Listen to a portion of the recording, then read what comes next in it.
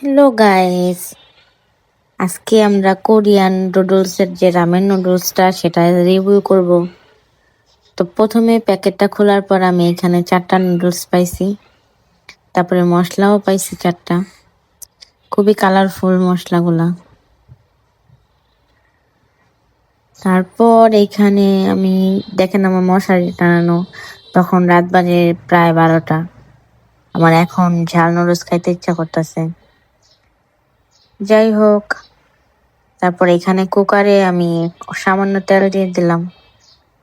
আসলে এটা একটা এক্সপেরিমেন্ট করতেছিলাম যে তেলের উপরে একটু মশলা দিছি, তারপর নুডলস দিছি, কেমন হয় খাইতে। আসলে আমি জানি যে এগুলা এমনি রান্না করে না, নুডলসটা আমি পানি দিয়ে সিদ্ধ করে এগুলা মশলাগুলা দিয়ে দিলে হয়ে যেত, কিন্তু বুদ্ধিটা আমার জামাই দিছে, আমিও পাকনামিটা করলাম। দেখা যাক শেষ পর্যন্ত কি হয়।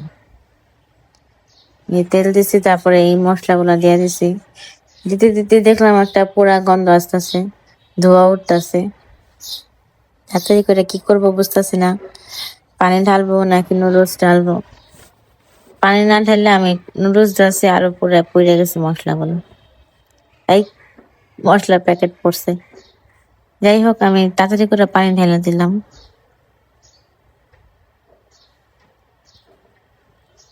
এখন পানি ঢালার পর মনে হলো আর একটু পানি লাগবে, তারপর কিছুক্ষণ পর আমি আবার একটু পানি ঢাললাম।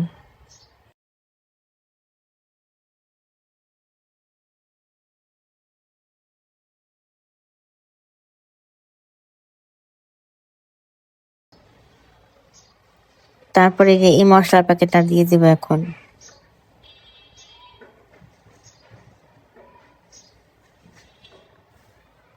আমার এত লেট হইতাছে কেন আমি বুঝতেছি না।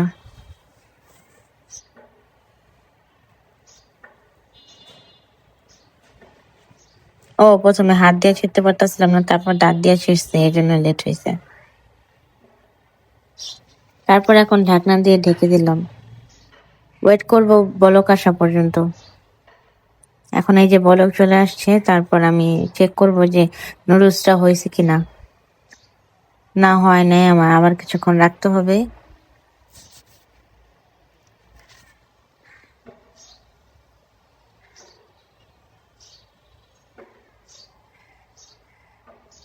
একটু ঢং করে লাগাইছিলাম।